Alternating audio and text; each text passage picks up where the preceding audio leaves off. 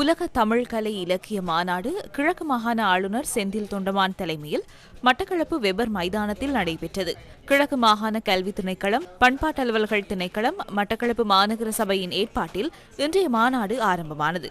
இதன்போது அரசடி சுற்றுவட்டத்தில் உள்ள தெய்வப்புலவர் திருவள்ளுவரின் திருவுருவச் சிலை கிழக்கு மாகாண ஆளுநரால் திரைநீக்கம் செய்யப்பட்டது.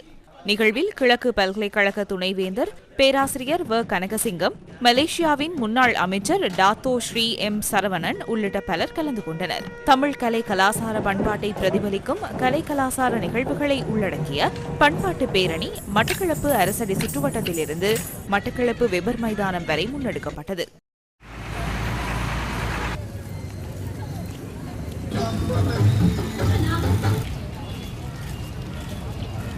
இதனை அடுத்து வெபர் மைதானத்தில் மங்கள விளக்கேற்றலுடன் நிகழ்வுகள் ஆரம்பமாகின.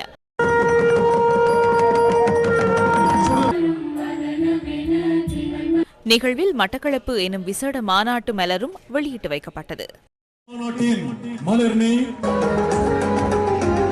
அத்துடன் உலக தமிழ் கலை இலக்கிய மாநாட்டை முன்னிட்டு சிறப்பு முத்திரை ஒன்றும் வெளியிடப்பட்டது.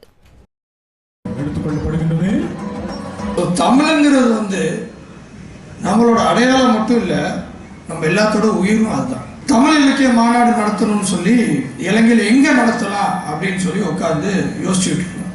ஆனால் மட்டக்களப்பு தான் உலக தமிழ் இலக்கிய மாநாடுக்கு பொருத்தமாக இருக்குங்கிறதுல எந்த மாற்று கருத்தும் இல்லாத அளவுக்கு தமிழ் இங்கே பாதுகாக்கப்படுது, வளர்க்கப்படுது.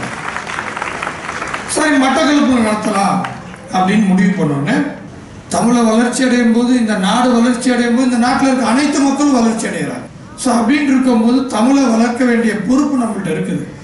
எப்படி நாம் பெருமையோடு சொல்லிக்கின்றோமோ, உலகம் முழுவதும் தமிழினம் செழித்து வளர்கின்ற மண்களில் தமிழ்நாடு, யாழ் மற்றும் மட்டக்களப்பு போன்ற மாவட்டங்கள் தமிழர்கள் செழித்து வளர்கின்ற இடமாக இருக்கின்றன என்று சொல்லிக் கொண்டாலும் அதற்கு வழிகாட்டக்கூடிய தலைமைத்துவம் மிக மிக அவசியம். தமிழ் உணர்வும் தமிழ் பற்றும் உள்ளவர்கள் பதவியில் இருந்தால்தான் நம்முடைய மொழியும் பண்பாட்டும் வளரும். உலக தமிழ் கலை இலக்கிய மாநாடு வந்தார்மூலை கிழக்கு பல்கலைக்கழக வளாகத்தில் நாளை நடைபெறவுள்ளமை குறிப்பிடத்தக்கதாகும்.